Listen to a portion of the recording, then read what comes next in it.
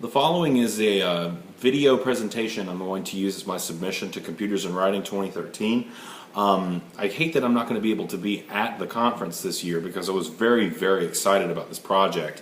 It's something that I've been working on for a long time, and I'm just going to jump right into it because I want to keep this brief because my iPad doesn't really record videos for a very long duration. So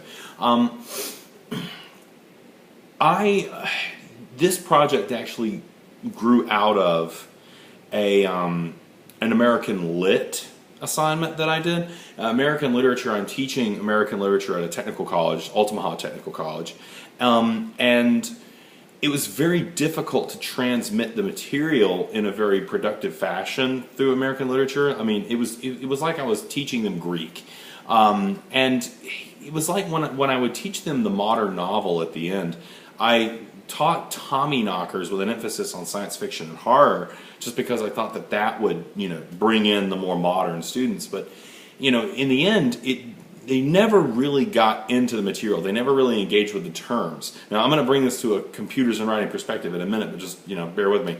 I got the idea to use a web comic, although the author of this particular web comic, Vera, is they don't seem to really want to call it a web comic, so that's my term that I'm using for it. As I was going through literary anthologies, I realized that graphic novels were starting to make more and more of an entrance into the literary canon in these anthologies. You're starting to see Mouse by Art Spiegelman. You're starting to see stuff by R. Crumb. And so I was like, that means I can use a graphic novel. And I actually thought about bringing Watchmen into it, but I ran into this comic, Bittersweet Candy Bowl, and I was absolutely fascinated by it for a lot of different reasons. Probably mainly because I saw a really interesting connection between the storyline and existentialism. And I used the webcomic to kind of emphasize existentialism in the course. I actually introduced existentialist terms: dread, bad faith, the literary theory stuff, and I actually associated those terms with characters in the story, and it went really well. Students really connected with it. It took them a little while to kind of embrace the anthropomorphic characters and the kind of odd art style that was introduced with it. But once they were used to it, they loved it, and I had such better engagement into that course using Bittersweet Candy Bowl. And I'm going to include the link at the bottom because I want to talk in detail about some of the facets of the site from a composition and writing perspective, because I've also realized one of the things I'm going to do with this comic, now that I've realized how engaging it is and how well it works, I want to try incorporating this into my 1101 classes, my comp classes,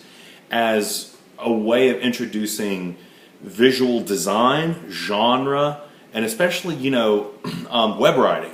Because the thing that makes Vera very interesting as a modern author is that she presents her writing in a way that the display of it, the actual housing of the text, is in itself a very fascinating conversation to have. And keep in mind that you don't have to use this particular webcomic to make this point, but hers actually works extremely well because she seems to have played up this point in the marketing of herself as a writer, which is something that we have to talk more and more about now that the digital space is a space of creators, is a space where students aren't necessarily writing in this weird kind of twilight zone where they're never going to see publication.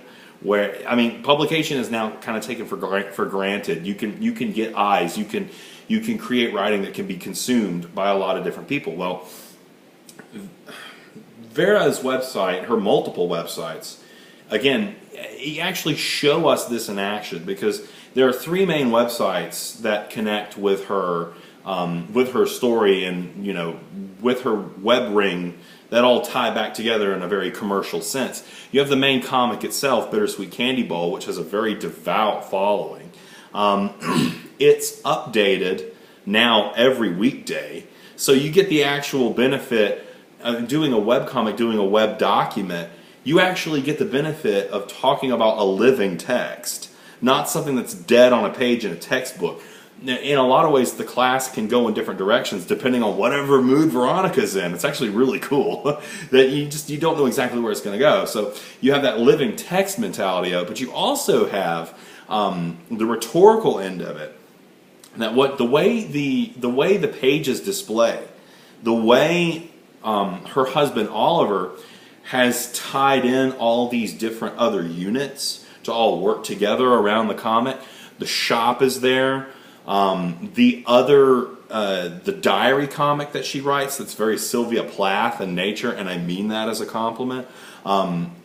There's also a Tumblr account that connects to the main comic that shows the main characters engaging the actual readers, answering their questions. Again, think about this from a genre perspective. We have a main narrative playing out in the comic. We have diary and journal writing coming in another comic that's actually based around the author's life. We have the characters addressing questions in a question and answer session.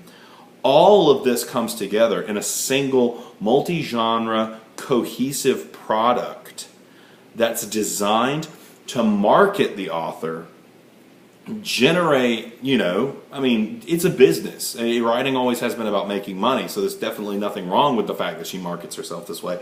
She's presented a model for how to build an audience, how to gauge that audience, because you can actually see her interacting with people in the various chat sessions, in the art section of the website, even in the comments below every page, which grow organically over time.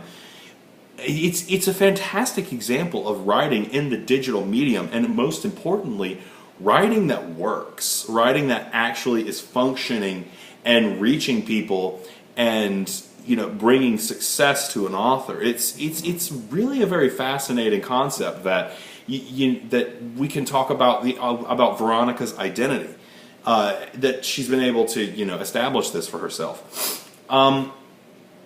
Again, I want to emphasize for a minute and try to wrap this up that that this project was about the possibilities of exploring the rhetorical end of webcomic writing and kind of deconstructing it a bit and using it to talk about things like digital design, even personal brand, because this also ties into Veronica's Twitter account. Again, I'm going to include all these links at the bottom so that you can kind of explore this and look at it and kind of form your own opinion. But I think that teaching visual rhetoric, teaching web writing has been, for me, a very awkward and clumsy experience because as tech savvy as I am, I'm not good at it. And it's been very useful to have a product that I can deconstruct from a multi-genre perspective. I can look at it for the different modes that it actually captures. I can look at it from a personal brand perspective. And I can look at it from a live perspective that, again, it's living text. I see this as really a step to moving towards graphic novel material as our main source of literary consumption. It works too well. The fact that the author is able to create this for herself, and she's made a lot of money. A lot of money is kind of relative these days. If you can make money off of art and storytelling, you're making a lot of money. But she is turning this into a viable business just by selling books, by selling merchandise, selling these things that she's created. And I'm pretty much going to wrap it up here. That again, if we want to look at the efficacy of rhetorical design, if we want to look at how to actually design a product that works, how to communicate clearly, how to build audience, how to engage that audience, yeah, Veronica, Vera, and Bittersweet Candy Bowl give you probably one of the best examples I've ever seen. Thank you. I hope you have a wonderful conference, and I'm jealous I can't be there. Bleh.